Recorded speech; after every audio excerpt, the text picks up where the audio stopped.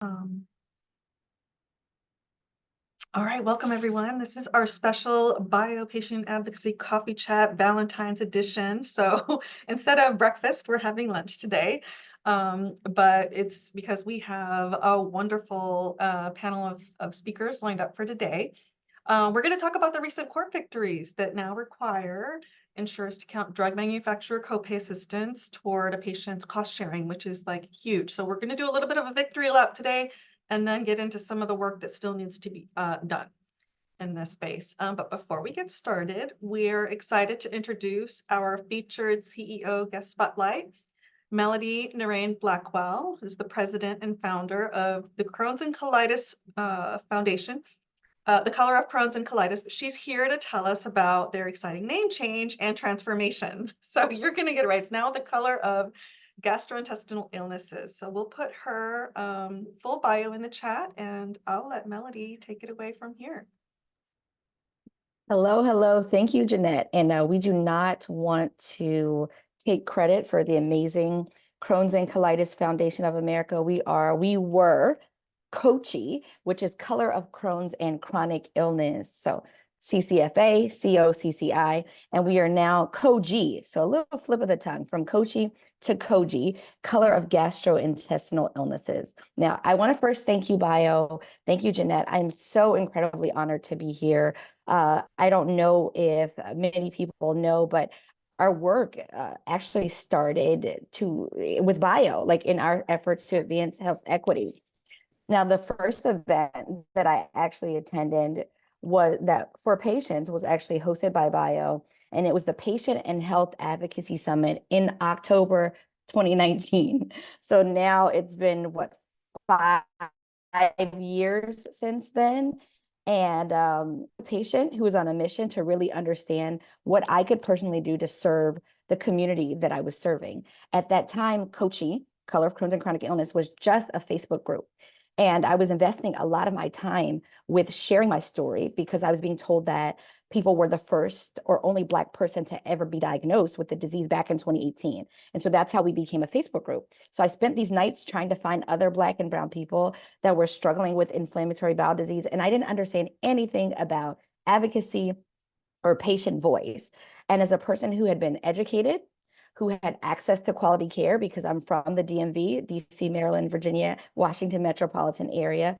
I had great health insurance, and I can completely convey what was happening to me. The only idea that I had about advocacy was telling the doctor my story and asking them to give me the help that I need. But after attending that conference, things changed for me. And my desires to serve others actually only escalated. And there was a hunger there that really led me to create a movement for the community. And so this Facebook group had shifted in 2020 to an actual nonprofit organization that was focused on providing exactly what the community needed. And that was education, community research, and advocacy, which still is our mission with being COGI, with a huge lens of health equity, because we focus on Black and brown community. Now, Bio isn't paying me to say this, so I want to put that disclaimer out there, but it's important for me to share how meaningful and impactful my experience with Bio was in moving COGI forward. I do want to say that that event really changed my life, and it changed the lives of the community members that I and we serve at COGI, and it allowed us to make a step towards being a strategic and sought after partner in advancing health equity for Black and brown GI patients and their families. Now, what we're doing here is actually merging together intersectionality. If we go back to what our mission was for COGI, it still is the same for COGI.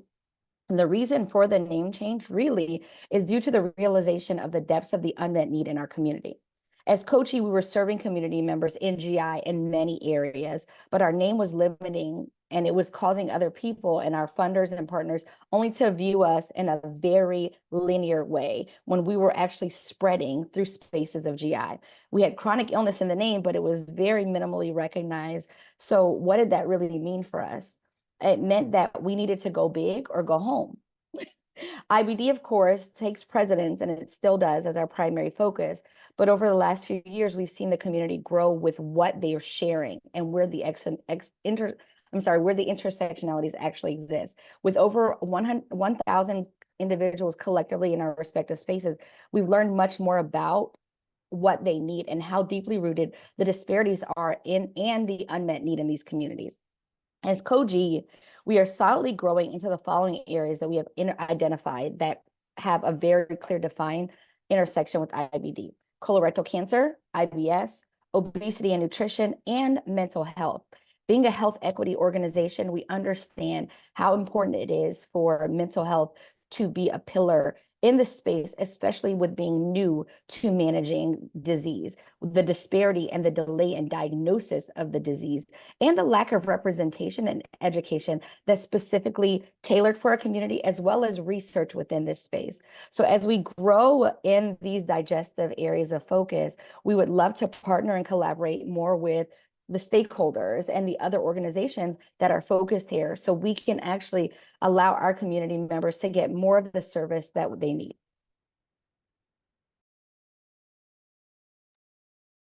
Thank you, Melody. I'm so sorry I misspoke earlier. I was like, but I put the website in the chat, and hopefully folks will check it out. So thank you for that. And we can share your contact information in the chat, or feel free to post it there. And we encourage everybody here to reach out and, if they'd like to get to know you a little bit more. Thank you so much for having me again. I'm just so grateful for the partnership that we have continuously forged with BIO. I appreciate you. Thank you. Okay, well, so now we'll move on to the exciting panel discussion on the recent HHS court decisions. I'll start by giving a brief introduction to our fierce advocates today. So we'll hear from Anna Hyde, the Vice President of Advocacy at Arthritis Foundation, who will tell us about the important work of the All Copays Count Coalition, the work they're leading to improve access to care for patients. We're also joined by George Huntley, the CEO of the Diabetes Leadership Council and Diabetes Patient Advocacy Coalition, who's going to talk about how the recent court rulings impact patients and what other issues still impact coverage. And we'll kick off today's call by having Carl Schmidt, Executive Director of the HIV and Hepatitis Policy Institute, kick off the discussion. He's going to go into great detail on the court case and explain what the decisions mean for patients. So Carl, the floor is yours. Great. Thanks a lot, Jet. And it's good to see so many people interested in this important issue for patients. So I've been involved in this copay accumulator issue. I can't keep track of how many years since it started. And I've always thought it was illegal. And so the stars finally aligned, and we challenged the law. And it took a lot of work, a lot of time. And as you hear, it's still going on. The work is not finished, unfortunately, even though we won. And I really have to set credit and thank George and the diabetes groups and the 3 patient groups that signed on to work with us. A lot of other groups didn't want to take on the administration, didn't want to do this, and that delayed things as well. But finally, I think I've been working on this case for 3 years now. We didn't file it until August of 2022. And so it took a while. And I've learned so much in the last couple of years on how litigation, the courts work, they don't work. But it's been a lot of work. But I just want to thank George for partnering with us. So first, on way of background, we challenged the Notice of Benefit Payment Parameters final rule for 2021, which allowed the insurers to decide themselves if copay assistance would count or not. Our goal, and it was an Administrative Procedures Act complaint in the U.S. District Court here in D.C., was to strike that down. And then once that falls, then what would happen is the 2020 rule, the previous rule, would be in effect. That one says that copay assistance is required for brand name drugs without a generic equivalent. As I said, it was an Administrative Procedures Act complaint, and we said that that rule was arbitrary and capricious for a number of reasons. And 2, it also violated the Affordable Care Act law in regulations. The regulations for the Affordable Care Act says that cost sharing is on our behalf of the beneficiary. So that was one of the, the claims that we made. So we did our opening brief first. The government moved to dismiss, and then it took almost a year of briefs back and forth. And the government, I have to say, very disappointed. They delayed. One of their briefs was delayed 3 times, a total of 53 days. Also, their briefs were heavily footnoted to PCMA, AHIP, and every argument that they had, and never looked out for patients. It was really disappointing. So there were also amicus briefs, and I particularly want to recognize Angel Alliance and the 29 patient groups that did join in that.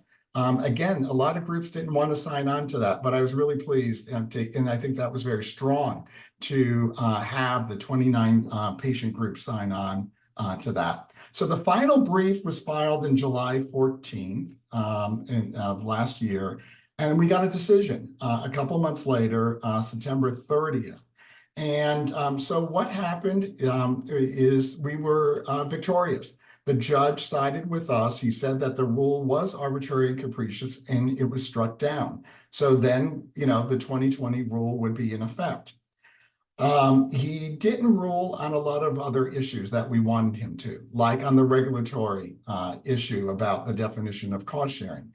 He bought all of our arguments, but he said, and he disagreed with all of the government's arguments, but he said, I have another argument, and I want, let the administration noodle on that. He also didn't rule on the law, the ACA law. And what he did is he said, I will remand this back to HHS to issue a new rule. He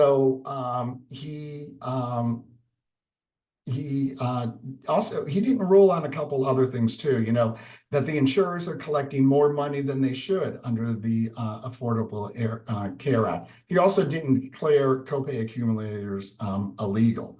But we had won, great victory. But the administration could appeal. The day before the deadline for the appeal was that they could file, the government filed a motion to clarify. And they said they wanted to know from the judge what rule is now in effect. Well, everyone knows that what was in effect, but they didn't want to acknowledge that, I guess. And they also said that we're not going to enforce your decision until we issue a new rule on the definition of cost sharing. So then we had to go back with briefs back and forth. That one moved pretty quickly. And like 3 days after the final brief in December was filed, right before Christmas, the judge ruled again in our favor and said clearly the 2020 rule is now in effect. And he didn't say anything about enforcement. He said that that was because we took issue with the government saying that they weren't going to enforce it. He said that is that's not part of the ruling. It's more than than a motion to clarify.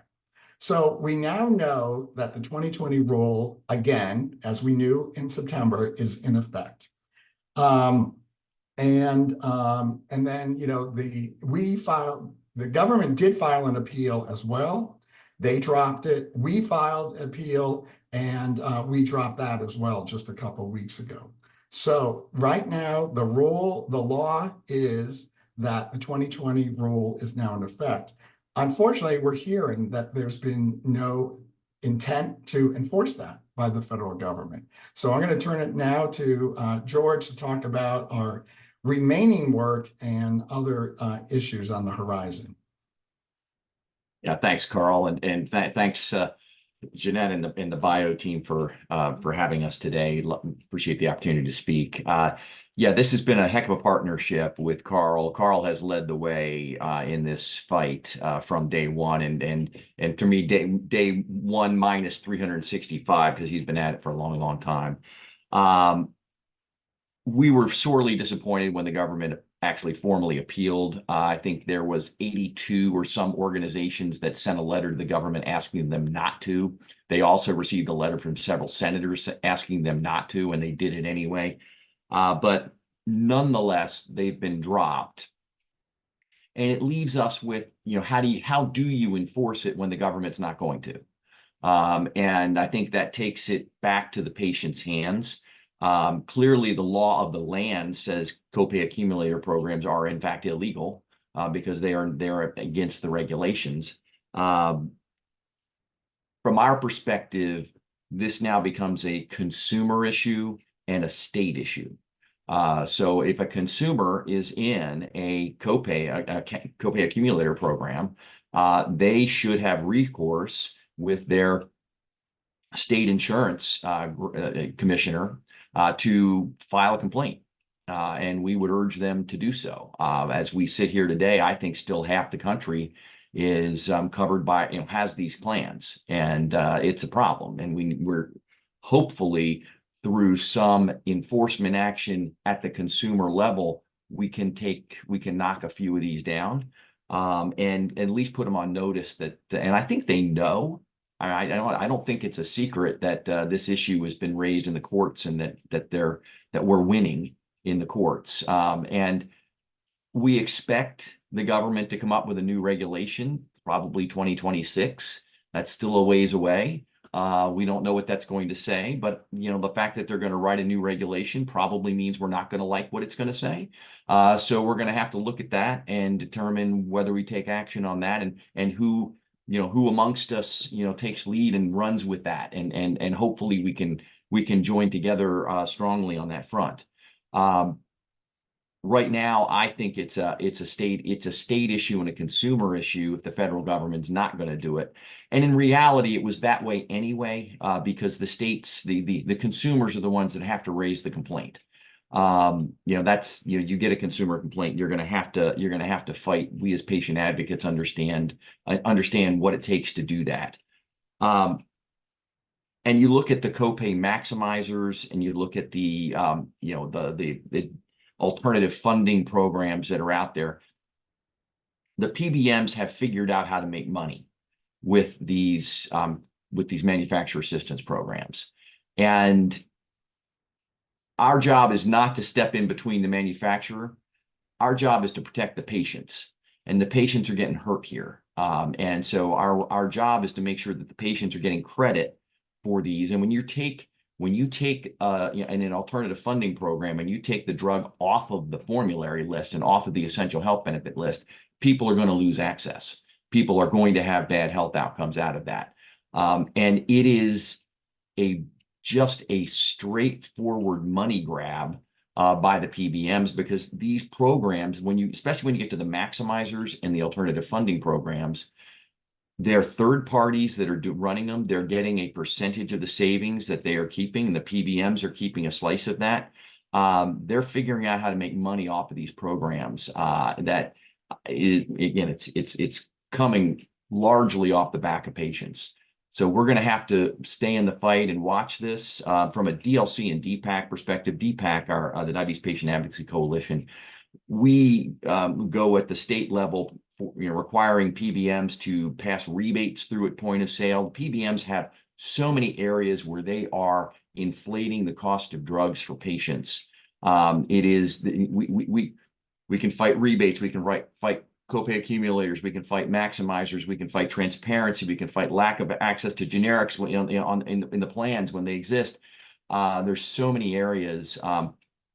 Rebate pass-through is probably DPAC's number one outside of this lawsuit, where we want the drug rebates to be passed through to patients at point of sale during the deductible period.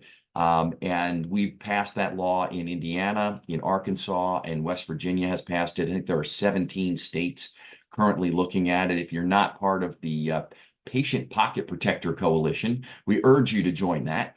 And just go to the DPAC website or the Google Patient Pocket Protector Coalition, and there's a couple dozen organizations. We probably have hundreds when you include locals in this. There's 17 states looking at it this year. We expect that wave to continue. We have got to keep pressure on the middleman to stop abusing patients. I understand they're doing it just because they're trying to make money, and this is a capitalistic system that we're in. But when patients are getting harmed, we do have to step in and take some action. So there's lots to be done. We have to monitor the administration. We got to push the consumers to work at the state level. Our work is not over, and the Copay, All Copay Counts Coalition, which Anna's going to talk about in a moment, has done great work at the state level. That needs to continue because the more we can block this stuff from happening, the better off patients are going to be, and the better off that we can do to just continue the momentum. And I'll pause and turn it over to Anna for comments on the actions of the All Copays Count. Yeah, thank you. That's great. Hi, everybody. Glad to be here. I'm Anna Hyde, as Jet said, with the Arthritis Foundation. I lead our government affairs team. Like Carl, I've been working on the issue of accumulators since they popped up in 2016, 2017, somewhere in that zone. The All Copays Count Coalition, of which many of you are members, was created shortly thereafter to just, at that time, just have a kind of virtual meeting space and a distribution list to just try to understand the landscape of the problem. It has since formalized a bit more and grown a lot as we've navigated this issue. We have sort of several things ongoing around the court ruling. We've been working really closely with Carl over the last few months to make sure that we're getting information out to the membership, to our patients, of course, and then also doing some sign-on letters. The administration is very well aware of where we stand on this and has been for quite some time. I would absolutely agree with George and Carl that the enforcement is just not going to be there. And so that leaves us with a handful of questions that we are kind of talking through the All Copays Count Steering Committee around sort of what is the path forward. So there are some kind of toolkits in motion. A couple of organizations that are part of the coalition have been doing the heavy lifting on developing some materials. And then as the All Copays Count Coalition, we're kind of talking through how we can help kind of disseminate, distribute those intended for patients on how to have conversations with your health plan. So, from our perspective, if you are aware that this lawsuit has happened, that there's been a ruling, that, if your health plan is using accumulators and it's illegal and you want to know, what do I do now? That's what these toolkit materials are intended to kind of help with. So we'll be doing a lot of framing, certainly for the patient community, to kind of get them up to speed, those who haven't maybe been following along. And then here's a step-by-step guide. First, find out if your plan does have an accumulator, and these are some different ways to do that. Step 1. Step 2, if yes, then you might want to initiate a conversation with your health plan. I think the trick and why it's required some level of conversation is we're sort of sending patients into a conversation in which they're likely to hear no. I strongly believe that it is going to require a strong grassroots push from the bottom in order to force the enforcement and compliance. But I think we also have to be straightforward with our patients about what the context is, and sort of the that they're swimming upstream a little bit here. So be prepared to hear no, and then initiate step 3, which is to contact your state insurance commissioner's office and to contact, well, actually, maybe there's 3 components to this. Your state insurance commissioner, file a complaint with the Department of Labor, contact HHS directly as well, should you be so inclined, and contact your member of Congress. So we're hoping for kind of a full court press to put pressure on the administration. The congressional piece is still taking shape, so perhaps we'll do kind of a second version of this or more to come, especially if you're a member of the All Copays Count Coalition. We'll be filtering information that way, but we certainly want to get Congress involved. Our congressional sponsors are very eager to, do something in addition to increasing support for the bill itself and trying to get the bill passed, but also to put pressure on the administration to enforce the ruling. So that's kind of broad strokes how we're thinking about it. I'll just close by saying that we feel the state and federal legislation is needed now more than ever. I think that's a point that has been well articulated over the past few months, but just because this court ruling is in place, even without the enforcement issues, there still needs to be that sort of codified legislation that says specifically all copays count. Because what George was alluding to, HHS may put out some sort of guidance or regulation in the future that may go in a direction that we don't want to see. So the legislation is more important than ever. At the state level, we're continuing to notch wins. There are several active pieces of legislation at the moment. We are doing state capital days. Many of you have been involved in or leading. There are more efforts to come. There is a state subgroup as part of the All Copays Count Coalition. There's also a federal subgroup. So depending on where your interest lies, you can join one or both in order to be more active in the activities that we're doing. And then more to come with toolkits, materials, FAQs, things like that we can all disseminate out to our communities. Thank you, Anna. Thank you, all of you. These are really great. This is really great information. Thanks for posting the link to the Patient Pocket Protector Coalition site. That's great. I also posted the All Copays Count Coalition website there. And yeah, I would invite folks in the audience to raise your hand to ask a question if you'd like to, or if you have anything you'd like to share with the audience. If you're working on these efforts, somehow supporting, we'd love to hear from you as well. We'd like to often include discussion on these coffee chats if possible. We definitely have time today. But I will say that I really like working on or helping to support the All Copays Count Coalition and the work that Carl and George are doing. This is super important.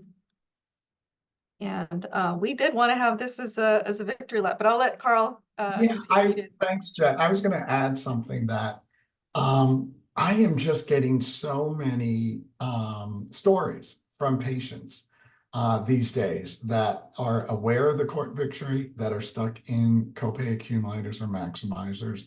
And it's just really sad to hear the thousands and thousands of dollars that people are having to put on their credit card to get their drug. And it is just really sad. And I guess that's what motivates us to do what we do to help the patients.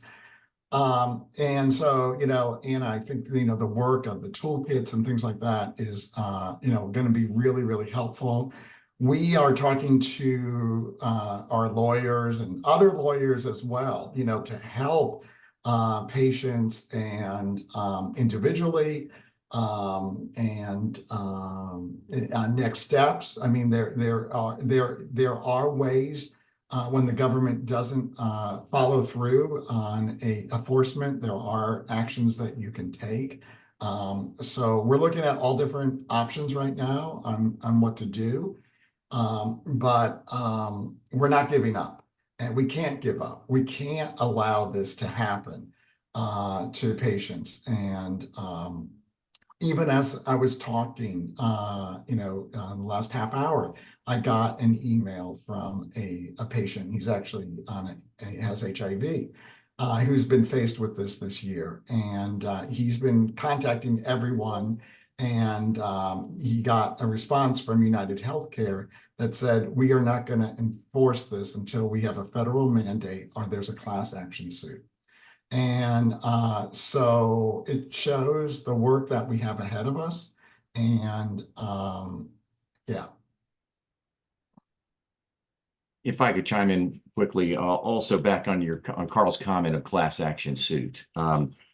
I think employees are starting to stand up, and we saw this recently. J&J, I don't know if you saw this in the news, has been sued for not for their drugs, but by their employees for their health plan. for not being an appropriate fiduciary of health plans. And so one of the things the Diabetes Leadership Council does, we actually have an employer initiative where we educate employers and speak to employers. And I have another day job when I'm the plan administrator of a self-insured health plan, have been for 25 years. I think that's just scratching the surface of what could come here as you think about employers should have a fiduciary responsibility to their people with regard to these. And there are plan design issues that they are taking for granted today that I think will bubble up. And they're largely being driven by the PBMs, and the employers are just going along. I think that's another area from an advocacy perspective that we need to be paying attention to as groups, as organizations. When these things happen, it just adds more weight into the argument and makes that more likely for that Berlin Wall to fall down. So we've got to continue to all work together to make that wall drop, and that wall in this case is the PBMs and their current business practices. But there's a number of fronts that this battle is being fought. And we need to weigh in on as many of those as we possibly can. I know that we have patients you're dealing with, and you've got a lot of other issues on your plate and strategic activities. But advocacy is one of those games where we can really change the world for the future for our folks. And these are exciting but highly frustrating times. So stay in the fight, guys. Thank you. Well, I hope that this session has served to be some is motivation and like inspiration. You guys are doing great work. I think I've seen some, applause in the chat, and so it's really great to have you guys here. And thank you for carving out time to speak with us and to join this panel. I will give the audience or anyone in the audience one sort of last opportunity to make any announcements if you have any. Before I wrap up this year's Valentine's Day edition of the coffee chats. I'm seeing nothing in the chat. We'll end early, and thank you all for, again, carving out time, and thanks everyone for joining today. Bye.